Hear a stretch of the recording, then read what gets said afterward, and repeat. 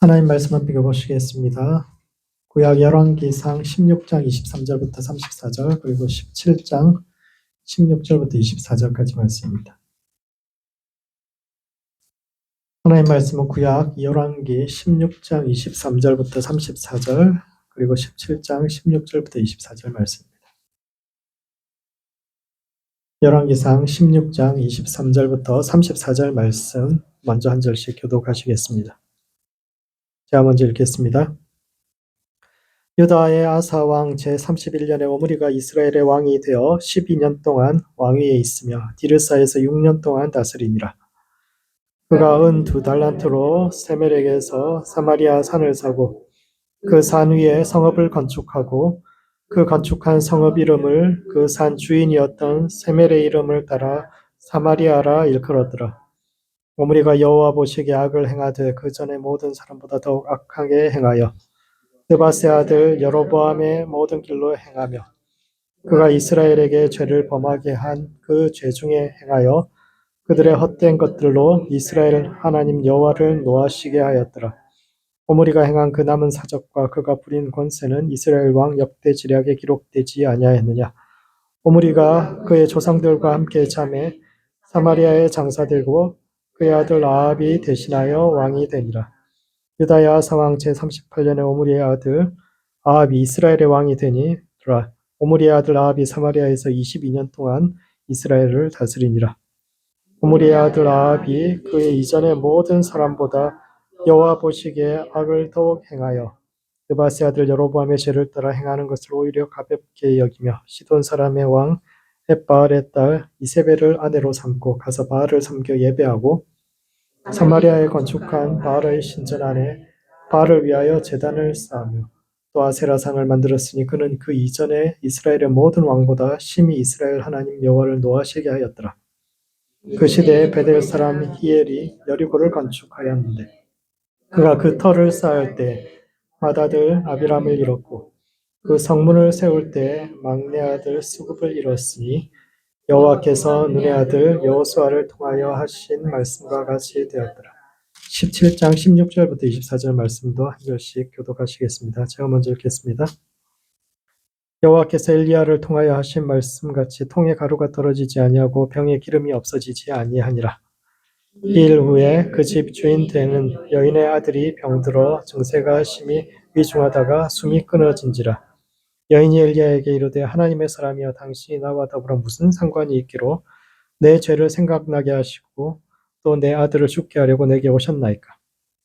엘리야가 그에게 그의 아들을 달라 하여 그를 그 여인의 품에서 받아 안고 자기가 거처하는 다락에 올라가서 자기 침상에 누이고 여호와께 부르짖어 이르되 내 하나님 여호와여 주께서 또 내가 우거하는 집 과부에게 재앙을 내리사 그 아들이 죽게 하셨나이까 하고 그 아이 위에 몸을 세 번 펴서 엎드리고 여호와께 부르짖어 이르되 내 하나님 여호와여 원하건대 이 아이의 혼으로 그의 몸에 돌아오게 하옵소서 하니 여호와께서 엘리야의 소리를 들으심으로 그 아이의 혼이 몸으로 돌아오고 살아난지라.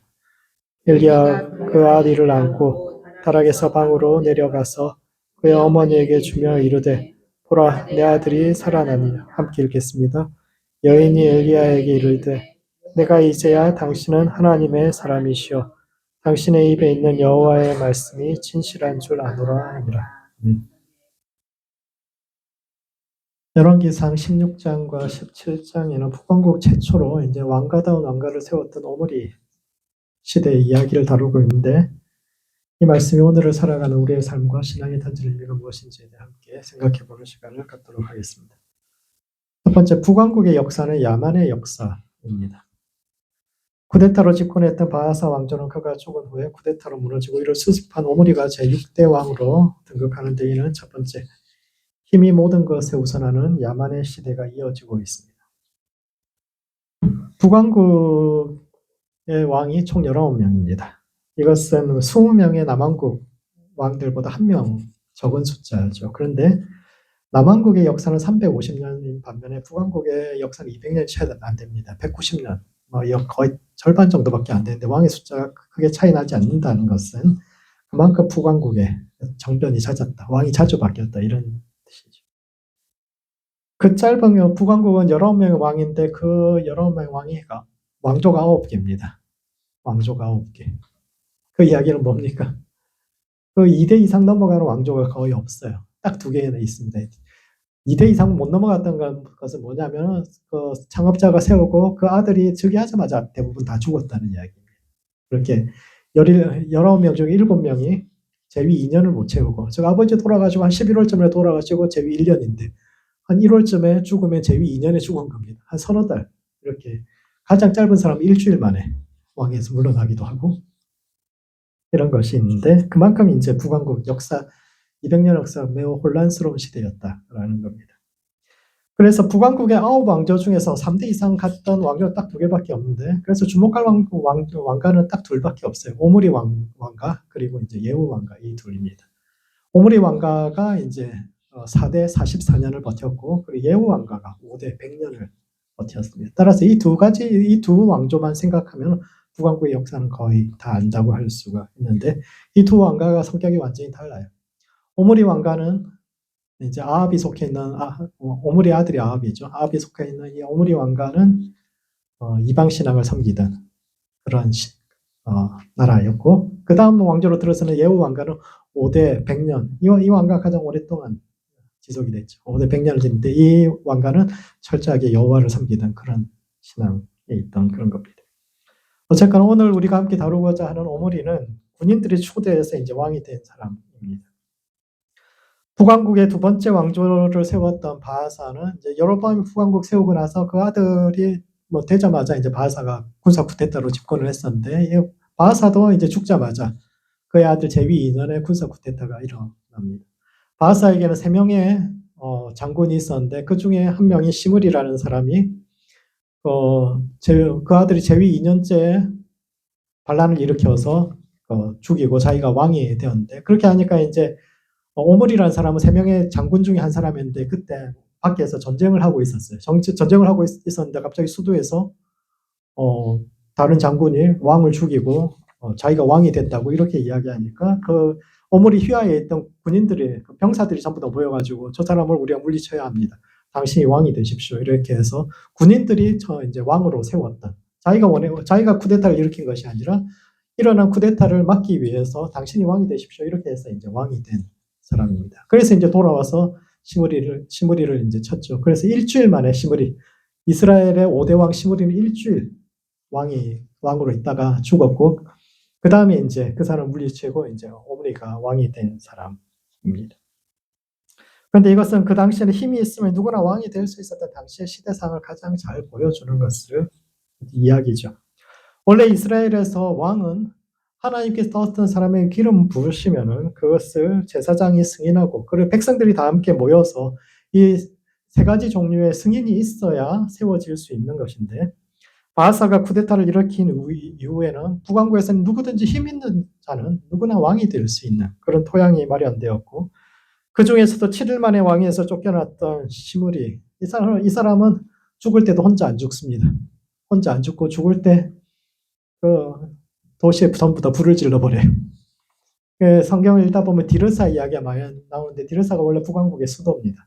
북왕국의 수도인데 거기 자기 죽을 때 어차피 나는 끝이니까 궁궐 하고 도시 전체에 불을 질러가지고 아예 도시 전체를 파괴해서, 그래서 이제 북왕국의 수도가 사마리아로 옮겨지게 되는 이유가 이 사람이 일주일 만에 쿠데타에 실패하고 죽으면서 도시에 불을 질러가지고 그렇게 됩니다. 그래서 이제 오므리가 왕이 되자마자 그 사람 했던 게 결국은 이제 새로운 사마리아 땅을 사가지고 그곳에서 새로운 수도를 세우는 것이고, 이것이 이제 오므리의 유일한 업적인데, 문제는 그가 새롭게 세웠던 그 수도에 바알과 아세라를 위한 성전을 지었다라는 겁니다. 여호와의 성전은 어디 있습니까? 북왕국 여호와의 성전은 베델하고 저 단에 있어요. 저 시골에 있고, 새롭게 생긴 수도에는 바알 성전하고 오므리, 아세라 성전만 있습니다. 이것은 무엇을 의미할까요? 수도 사마리아에는 하나님을 위한 성전이 없고 바알 신전과 아세라 신전만 존재한다라는 것은 그 바알 신전, 바알 성전, 바알 신앙을 향해서 가겠다라는 공식적인 선언과도 같죠. 이전의 왕들은 그래도 여호와 신앙이라는 어떤 전통적인 신앙 아예 있었다라면은 오므리 왕가는 새로운 사상과 새로운 신앙으로 나라를 새롭게 하겠다 이렇게 표명하는 겁니다. 이스라엘은 북이스라엘은 열 지파가 모였기 때문에 원래 이제 서로 관계가 별로 안 좋아요. 누가 주도권을 질 것인가. 열 지파가 막 하니까 오므리 왕가는 아예 그 열 지파는 무시하고 이제 우리가 이방 나라와 좋은 관계를 지니고 그래서 오므리 왕가의 주축 세력은 해외 무역을 많이 하는 사람들. 즉 이방과의 무역을 통해서 많은 부를 쌓았던 새로운 집단이 주축이 되었고 따라서 이방 사상이 열려 있고 바알 신앙과 아세라 신앙이 열려 있는 그런 사람들이 주축이 되어서 새로운 나라 만들어 보자 이렇게 했던 게 이제 그들이고 그래서 이제 두로의 이세벨을 결혼하고 뭐 이런 일들이 그런 배경 하에서 일어나게 됩니다. 두 번째, 하나님께서 무너뜨린 것을 다시 쌓는 잘못을 범하지 말아야 합니다. 그래서 오므리 시대, 이 오므리 왕가의 가장 이제 중요한 사건, 16장이 이제 오므리 시대를 추격하는데 그 마지막 내용이 뭐냐면 그 시대에 뭐 아합이 하긴 했지만 여리고를 재건했다라는 겁니다. 그러니까 여리고가 어떤 성입니까? 여리고는 이스라엘 백성들이 약속의 땅에 들어와서 처음 무너뜨린 성이요 하나님의 심판을 상징하는 성이기도 합니다. 구약 성경의 바탕에는 근본적으로 그 기저에 흐르는 신학 중에 하나가 땅의 신학이라는 겁니다. 땅은 영적인 존재로 그 위에서 살아가는 사람들에게 많은 것을 내어주지만 또한 그 위에 있는 사람들이 죄를 지으면 그 죄가 그 땅에 쌓여가지고 굉장히 영적인 존재라고 생각을 합니다. 그래서 그 위에 사는 사람들에게 모든 것을 다 내어주지만 그 땅이 너무 사는 사람들이 죄가 너무 많이 하면은 그 더러움을 견디다 못해서 땅이 사람을 토해낸다라는 생각을 가지고 있고 이것이 이스라엘 백성들이 약속의 땅, 그 땅을 우리 하나님께서 우리에게 주셨다라고 이야기할 수 있는 근거가 되죠. 남들이 잘 살고 있는 땅에 들어가지고 이 땅 우리 땅이다. 하나님께서 우리에게 주셨다라고 이야기할 수 있는 것은 땅의 주인은 하나님이시고 그 땅에 하나님께서 그 땅을 세입자들에게 내어주시면서 요구하는 것이 정의를 지키는 것인데 너희가 그 정의를 지키지 않고 땅에 너무 많은 죄를 지었기 때문에 땅이 너희를 토해내는 것이다. 그리고 하나님께서 우리를 새로운 세입자로 들이셨다. 이런 것이 이제 그 사람들의 주장인데 여리고성이 무너진 것은 이러한 주장에 굉장히 신빙성을 더해주는 이야기입니다. 왜냐하면 그 성은 인간의 힘으로 무너진 것이 아니기 때문에. 우리가 다 알다시피 여리고성은 이스라엘 백성들이 요단을 건너와서 만났던 첫 성인데 하나님 이 성을 어떻게 우리가 차지할까요? 그러니까 하나님께서 매일 한 바퀴씩 그냥 돌라고요. 7일 동안. 그래서 6일 돌고 7일째는 7바퀴 돌고 소리 지르라고. 그랬더니 왜 뭐 그 성 주변을 돌기만 하고 마지막 날 크게 막 함성을 질렀더니 아무것도 안 했는데 성이 확 무너진 겁니다. 사람이 무너뜨린 것이 아니라 하나님께서 무너뜨린 것. 이 땅에 사는 아모리 사람들은 내가 견디지 못하겠다. 내가 그들을 쫓아내겠다라고 하나님의 기적을 보여주신 그 성이고 그래서 하나님께서 그 성을 무너뜨린 후에 이스라엘 백성들에게 말씀하신 것이 너희는 여리고를 재건하지 말라. 이렇게 말씀하셨습니다. 이 성은 사람이 무너뜨린 것이 아니라 하나님께서 직접 무너뜨린 성이요. 따라서 이는 그 땅 백성들의 죄에 대한 심판의 상징이므로 만일 누구든지 여리고를 재건하는 자는 그 성의 기초를 쌓을 때 맏아들이 죽고 마지막 성문을 달 때 막내 아들이 죽을 것이다. 이렇게 이야기했는데 둘째부터 그 중간에 그 가문이 전체 전부 다 죽는다라는 그런 이야기인데 실제로 그런 일이 일어나죠. 아합 시대에 베델 사람 히엘이 그 성을 지었는데 그 성을 짓는 동안 그 가문이 완전히 몰락을 하게 됩니다. 그렇다면 오므리 왕가는 왜 여리고를 재건했을까요? 하나님께서 하지 말라고 했는데 하나님께서 하지 말라고 그랬는데 왜 그런 여리고를 재건했을까요? 이것은 뭐 단지 여리고라는 한 성이 재건되었다라는 것이 아니라 오므리 왕가에 대한 하나님의 평가. 그의 왕가가 했던 일이 결론적으로 여리고를 다시 쌓는 것, 즉 하나님께서 무너뜨린 것을 다시 세웠다는 뜻이요. 이것은 하나님께서 쫓아내셨던 아모리 사람들의 삶의 방식으로 돌아갔다라는 것입니다. 그리고 아모리 사람들의 삶의 방식이라는 것 자체가 성을 쌓는 것, 성을 쌓고 담을 쌓아서 사람들과 사람들 사이에 거리를 만들어내고 그리고 사람들의 자유를 억압하는 것이죠.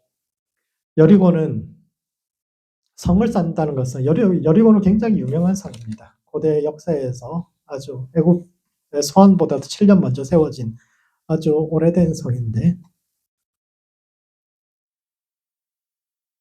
저 울타리 밖에는 위험한 적들이 있기 때문에 우리가 안전하게 살아가기 위해서는 성벽을 높여야 한다.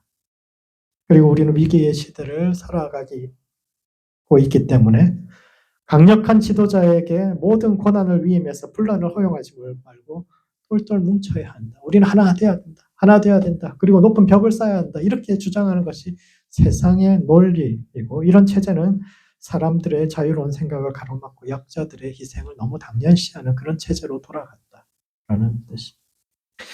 여리고가 무너지는 데 일조했던 사람이 기생 라합인데 그녀는 땅의 가장 낮은 곳에서 그 체제의 환멸을 넣었어. 기생 라합을 비롯해서 수많은 사람들이 그 땅에서 기생은 가장 낮은 위치에 있는 사람이잖아요. 그 사람이 왜 이스라엘 사람들에게 그 정보를 제공하고 그걸 했겠어요? 이 체제가 너무 싫은 겁니다. 이 체제가. 하나님께서 그 성을 무너뜨렸지만 그 땅에 있는 가장 낮은 사람들도 도저히 살 수 없었던 그런 체제. 그래서 여리고는 싸움 한 번 없이 무너졌는데 그 체제를 다시 오므리 왕가가 세우고 있는 겁니다. 로마의 전성기를 열었던 가이사라는 로마의 성벽을 헐어버리면서 로마의 방벽은 성이 아니라 로마를 둘러싸고 있는 동맹들이 되어야 한다. 이렇게 말한 적이 있습니다. 힘이 있다고 주변 나라를 일방적으로 괴롭히고 지배하고 다스리는 관계가 아니라 이웃과 함께 성장하고 그리고 이웃과 함께 이익을 나누며 슬픈 일은 같이 겪는 그런 동맹들이 우리의 방벽이 되어줄 것이다 라고 이야기했고 그래서 예로부터 스스로에 대해서 자신감이 있는 문명은 서로를 연결하는 길을 만드는 반면 자신이 없는 문명은 자신과 남을 구분하는 벽을 쌓습니다. 모든 길은 로마로 통한다라는 격언은 로마는 누구든지 자유롭게 오갈 수 있고 기회를 잡을 수 있으며 우리가 함께 성장할 수 있는 기회를 제공하는 땅이다. 이런 뜻을 가지고 표현한 것이고 같은 시대에 로마와 이집트가 비슷한 기술을 가지고 있었지만 로마는 사람들과 사람을 연결하는 길을 만든 반면 이집트는 사람과 사람을 나누는 높은 장벽을 만드는 그런 문명을 대변하는데 이스라엘 오므리 역시 마찬가지. 이스라엘 백성들이 북왕국을 세우면서 하나님께서 출애굽한 북왕국 사람들에게 기대하셨던 것은 사람과 사람을 연결하는 길이 되는 그런 삶인데 오므리 왕가는 다시 사람과 사람 사이에 벽을 세우고 담을 세우는 그런 하나님께서 무너뜨리는 그런 문명으로 돌아가고 있는데 혹 우리도 오늘 하나님께서 무너뜨린 것을 다시 쌓는 잘못을 범하고 있지 않습니까? 왜 사람들이 벽을 쌓고 담을 쌓냐? 그것이 그 안에 있으면 내가 안전할 것이다 라고 생각해서 사람들이 자꾸 마음의 벽을 쌓고 자기가 안전한 곳을 자꾸 구하려고 하는데 그런 삶으로 우리가 돌아가고 있지 않은지 돌아봐야 합니다. 젊을 때는 열린 마음으로 새로운 것을 배우고 받아들이는 것을 주저하지 않지만 나이 들수록 점점 고집이 세해지고 그래서 나와 다른 것은 틀린 것이요. 그래서 잘못되었다고 자꾸 벽을 쌓는 그런 것이 인간의 인지상정인데 신앙으로 살아간다라는 것은 우리가 끊임없이 우리의 마음을 낮추고 벽을 허물고 예수님께서 우리의 벽을 허물었으니까 그래서 다 사람과 사람을 연결하는 사람과 사람이 부딪힌다는 것은 함께 살아간다는 것은 뭐 여러 가지 고통이 있지만 그것을 받아들이고 길을 만들어가는 과정인데 우리는 오므리의 길을 따르고 있는지 아니면 하나님께서 북왕국 하나님의 백성에게 요구하셨던 길을 만드는 그런 신앙 위에 있는지 돌아봐야 합니다. 그러므로 하나님께 우리의 안전을 의뢰해야 합니다. 오므리의 시대는 하나님을 향한 믿음이 흔들리던 시대요. 그리하여 역사의 수레바퀴를 거꾸로 돌려서 과거로 되뇌던 시대, 즉 벽을 쌓고 담을 쌓는 것이 우리를 안전하게 해준다고 믿었던 시대인데 담이 아닌 하나님을 믿는 믿음으로 벽을 허물고 서로와 서로를 연결하는 길을 만드는 삶, 다른 사람들보다 앞서가면서 다른 사람들 쫓아올 수 있는 길을 만들어가는 모든 성도들 되시기 바랍니다. 두 번째, 용기와 사랑을 가진 사람이 예언자 될 수 있습니다. 오므리의 아들 아합이 다스릴 때 엘리야가 나타나 가뭄을 예언하고 시돈에 속한 사르밧으로 피했는데, 이는 17장 내용 다 사르밧 과부의 이야기는 여러 번 설교도 했고 또 많이 들어보셨을 것이라고 생각해서 그 내용 다 아시죠? 대충 생략하는데, 이것은 첫 번째, 누가 역사의 주인공인지를 질문합니다. 열왕기는 책 제목은 왕들의 이야기잖아요. 열왕, 많은 왕들의 이야기인데, 내용적으로 가장 많은 분량을 차지하는 사람의 1위는 솔로몬이고 2위가 누굴까요? 엘리야, 3위가 엘리사입니다. 왜 왕들의 이야기, 역사책인데 왕들의 이야기란 이 역사책의 왕이 아닌 엘리야와 엘리사 이야기가 나와요. 이 두 사람 이야기 합치면은 거의 3분의 1입니다. 아니 19명의 왕들 이야기 쓰기에도 바쁠 텐데 왕도 아닌 평민의 이야기를 왜 썼을까? 그것도 열왕기 전체에 뭐 어마어마한 분량을 해가면서 왜 이 사람들의 이야기를 쓰면서 열왕기에 그렇게 썼을까? 생각해 봐야 합니다. 북왕국 역사가 200년인데 그중에 오므리 왕가가 차지하는 역사가 40년밖에 되지 않아요. 44년 그 정도밖에 되지 않는데 그 시대의 기록이 3분의 1인데 그 이야기의 대부분이 뭐 왕들의 이야기가 아니라 엘리야와 엘리사에 관한 이야기인데, 이것은 이들이 이 시대를 대표하는 인물이라는 뜻입니다. 엘리야와 엘리야 이야기는 문학 장르로 따지면 전기잖아요. 전기. 그런데 전기는 대개 시대가 추구하는 이상적인 인간형을 담고 있는 겁니다. 그래서 각 시대마다 어렸을 때 여러분 읽었던 전기 위인전에는 어떤 사람을 위인이라고 이야기했습니까? 가만히 생각해 보십시오. 요즘 애들은 위인전 어떤 사람에 대한 위인전, 서점에 가면 어떤 사람이 위인으로 나올 것 같아요. 우리가 어렸을 때 읽었던 위인전은 뭐 징기스칸, 알렉산더, 뭐 시저, 이런 사람들의 공통점은 뭐냐면은 굉장히 영토를 넓혔던 사람들이고 군인이고 싸움을 잘하고 막 이랬던 사람들인데, 이것은 우리가 그 시대가 제국주의적인 영향을 받았기 때문입니다. 우리가 어떤 자기 동네에만 머무르지 않고 전 세계로 뻗어나가면서 뭔가 해보자 막 이런 그 시대에 영향을 받았기 때문에 우리가 그 사람들을 위인이라고 생각하고 살았고, 요즘 애들이 읽는 위인전은 어떤 사람들이 많이 나올 것 같으세요? 네, 그렇죠. 기업가 이야기 많이 나오고요. 또 과학자 이야기 많이 나옵니다. 각 시대마다 추구하는 이상적인 인간형들에 관한 이야기가 전기로 많이 나오는데, 열왕기라는 이 책에서 이상적인 인간으로 이야기하는 사람이 엘리야와 엘리사입니다. 그렇다면 성경은 어떤 사람을, 왜 이 사람들은 이상적인 인간이라고 이야기하고 있을까요? 왜냐하면 그들은 야망과 폭력의 시대에 우리가 가야 할 길을 제시한 사람이라고 생각하기 때문입니다. 오므리의 시대는 법과 원칙이 무너진 시대입니다. 그의 유일한 업적이 사마리아를 수도로 건설한 것인데 이것 자체가 불법입니다. 이스라엘의 땅은 각 가문에게 기업으로 상속되는 것으로 개인이 사고 팔 수 없는데 오므리가 돈을 주고 땅을 사서 도시를 건설합니다. 그런데 그 값이 고작 은 2달란트입니다.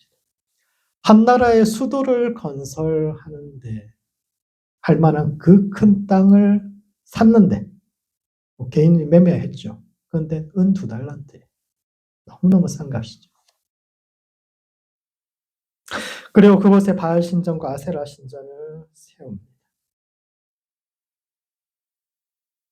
여호와의 성전을 시골에 그대로 두고 수도에는 이방 신전만을 세우면서 출애굽을 통해서 이스라엘이 그 땅에 세우고자 했던 그 새로운 나라, 하나님께서 이스라엘을 통해서 그 땅에 세우고자 했던 그 과거의 나라와 작별합니다. 우리는 그런 나라와 상관이 없다. 이야기. 이스라엘 백성들이 출애굽했다라는 것은 이집트 체제로 대변되는 힘 있는 사람들이 약자를 괴롭히는 과거의 체제와 작별하고 약속의 땅에서 젖과 꿀이 흐르는 땅이라는 것은 모든 사람들이 그것을 함께 누릴 수 있는, 모든 사람들이 신분의 차이를 뛰어넘어서 함께 한 형제와 자매로서 행복을 누릴 수 있는 새로운 나라를 건설할 사명이 있는데 오므리 왕가는 이것을 부정하고 그들이 그 땅에서 쫓아냈던 아모리 사람들의 길로 돌아갔으며 이것을 그때의 일을 비판했던 사람들이 예언자들. 예언자들이라고 해서 그 사람들이 뭐 미래를 이야기하고 이런 것이 아니라 이것은 잘못되었다라고 이야기하는 거죠. 시대가 잘못된 길을 가고 있을 때 성경에 기록된 예언자들이 모두 다 뭐 예언자 학교 출신이거나 처음부터 뭐 예언을 하거나 이랬던 사람들이 아니에요. 최초의 예언은 문서 예언자 아모스 그 사람은 그냥 뽕나무 기르고 양치고 이러던 사람이거든요. 그냥 하나님께서 나를 불렀다. 시대가 잘못 가고 있기 때문에 이것을 비판하기 위해서. 목사들을 부른 것도 아니고 사역자들을 부른 것도 아니고 평신도들을 하나님께서 강권적으로 부르셔서 시대가 잘못 가고 있다라고 이야기하게 했을 때 그것을 하나님의 말씀을 그 이야기를 입에 꺼내는 순간 그 사람은 목숨이 위험해지는데 자기 주변 사람들까지 다 위험해지는데 그럼에도 불구하고 잘못된 것을 잘못되었다고 이야기하는 용기를 냈던 사람들. 평범한 사람들. 엘리야와 엘리사 평범한 사람들이죠. 그 시대의 이상적인 인간은 어떤 인간인가? 시대가 잘못되어 가고 있을 때 그것이 잘못되었다고 이야기할 수 있는 사람. 그리고 하나님께서 바라시는 마땅한 미래가 어떤 것인지를 이야기할 수 있는 사람. 남들이 가지지 못한 힘과 지혜를 가진 사람들이 아니라 일상에서 용기를 내서 잘못을 잘못이라고 이야기할 수 있는 그런 사람들입니다. 그런 점에서 오늘 우리는 신앙 안에서 무엇을 기대하고 어떤 이들을 삶의 지표로 삼고 살아가고 있는지 돌아보아야 합니다. 엘리야와 엘리사를 삶의 지표로 삼고 살아가고 있는가? 아니면 우리는 아이들에게 위인전을 읽힐 때 너도 저 록펠러처럼 너도 아야코카처럼 큰 부자가 되라 이런 것을 하고 있는가? 아니면 너는 엘리야와 엘리사처럼 시대가 잘못 가고 있을 때 용기를 가지고 잘못을 잘못이라고 이야기하고 고발할 수 있는 길로 가고 있는가? 우리는 정말 어떤 사람들을 우리 마음속에서 우리의 이상적인 신앙의 모본으로 삼고 살아가고 있는지 돌아보아야 합니다. 두 번째, 때를 얻든지 못 얻든지 복음을 전해야 합니다. 엘리야는 아합 앞에서 자신의 말이 없으면 수년 동안 비나 이슬이 내리지 않을 것이라고 선언했는데 이것은 아합이 섬기는 바알에 대한 정면 도전이요. 이후 그는 그리시네로 피했다가 시돈으로 갔는데 이것은 등잔빛이 어둡다는 것을 아주 잘 보여주는 사례이죠. 시돈은 아합의 부인 이세벨의 고향입니다. 바알과 싸웠던 이유는 바알은 뭐 비의 신이라고 농사의 신이라고 이야기하는데 거기다 대놓고 내 말이 없으면 뭐 비가 내리지 않는다. 그래서 바알이 뭐 무슨 힘이 있냐? 우리 하나님 힘이 있지. 이런 이야기이고 잡으려고 그러니까 시돈으로 도망가 버려요. 시돈이 어디냐면 그 이세벨 고향이거든요. 바알 신앙의 본거지인데 거기 가서 숨어버립니다. 이스라엘에서 아무리 찾아도 안 보이죠. 왜냐하면 바알 신앙의 본거지에 가 있으니까. 그래서 오므리 시대에 이스라엘에는 뭐 시돈에서 바알 선지자 몇백 명 찾아 전도하고 쭉 돌아다니는데 그래서 뭐 왕과 귀족들을 중심으로 해서 다 바알 신앙 받아들이는 동안 선지자들은 오히려 시돈에 건너가지고 그 가난한 사람들 밑에 같이 전도하고 돌아다니는 겁니다. 그래서 이스라엘의 그 상류층들은 전부 다 바알 받아들이는 동안 시돈의 그 하류층들은 전부 다 여호와 신앙을 받아들이는 그런 역전이 일어나고 있는 겁니다. 뿐만 아니라 가뭄 기간 동안 까마귀와 이방인의 과부가 엘리야를 먹여 살렸는데 이들의 공통점 부정한 존재라는 거죠. 시대가 거꾸로 가고 있다는 겁니다. 이방인은 버림받은 백성들은 하나님의 백성들이고 하나님의 백성으로 살아야 할 사람들은 그렇게 살지 않는 이래 운명이 그렇게 해서 둘의 운명이 바뀌고 있는 그런 이야기인데 그 시대에 엘리야가 시돈에서 복음을 전하면서 겪었던 한 가지 사건, 사렙다 과부의 아들이 죽은 사건을 다루고 있는데 이것이 복음을 전하는 것이 어떤 것인가를 이야기하고 있습니다. 처음 엘리야가 사렙다 과부를 만났을 때 그녀가 성문 앞에서 나뭇가지를 줍고 있었어요. 그런데 왜 성문 앞에서 나뭇가지를 줍고 있었을까요? 나뭇가지 죽으려면 어디로 가야 됩니까? 산으로 가야죠. 나무가 있는 산으로 가야 되는데 성문 앞은 어떤 곳입니까? 사람들 많이 지나다니는데 거기 뭐 나무가 있겠습니까? 그런데 가만히 읽어보면 나뭇가지를 성문 앞에서 나뭇가지를 줍고 있었다 이렇게 이야기하거든요. 무슨 뜻일까요? 집집마다 그때는 나무 떼서 이제 밥을 해먹고 그러니까 집집마다 이제 매일 어느 정도 일정 정도의 나무가 필요한데 다 산에도 주인이 있고 나무에도 주인이 있으니까 가난한 사람들은 그 산에 갈 수가 없는 겁니다. 그러니까 할 수 있는 방법은 뭡니까? 사람들이 나무 땔감 파는 사람들이 막 지고 가다가 왜 흐르는 거 있잖아요. 삭장애들 몇 개 나무 조그마한 거 아무도 안 주워가는 거 떨어지는 거 성문 앞에 맨날 그 산에서 뭐 지고 지게로 나무 들고 오락가락하는 사람들이 많이 지나다니까 그 삭장에 몇 개 주우려고 거기 앉아 있는 겁니다. 너무너무 가난해서 삭정이 요만한 거 모아서 불 피워봐야 얼마나 갑니까? 캠핑 가셔서 조그마한 게 그 옆에 떨어져 있는 나무 아무리 주워 해봐야 1분도 잘 안 되는데 그 삭정이 모아가지고 마지막으로 불 피워가지고 아들하고 마지막 그 가루 털어먹고 죽으려고 했던 너무너무 가난한 여자죠. 너무너무. 그런데 그 과부의 집에서 엘리야가 3년 가까이 살았습니다. 성경에 보면 그 집에 잠시 머문 것 같지만 엘리야가 그 집에 머문 기간이 거의 3년이에요. 그 땅에 3년 반 동안 비가 오지 않았는데 그리 시내까지 잠시 머문 거 외에는 계속 시돈에 가서 사렙다 과부의 집에서 머물러 살았거든요. 최소한 2년에서 3년 정도 그 집에 살았는데 그 3년 동안 엘리야가 그 가정을 먹여 살렸죠. 마지막 가루 털어먹고 죽으려던 그 가족들을 3년 가까이 부양했는데 어느 날 그 집 아들이 죽습니다. 근데 그 아들이 죽으니까 그녀가 아이의 죽음을 엘리야의 탓으로 돌립니다. 당신이 나와 무슨 상관이 있어서 내게 당신이 나와 무슨 상관이 있냐라는 말은 엘리야와의 관계를 모두 부정하는 말. 난 당신하고 상관없다 이런 이야기인데 모든 책임이 엘리야에게 있다 이런 이야기. 가만히 생각해 보면 이 여자 원래 3년 전에 죽었어야 할 여자거든요.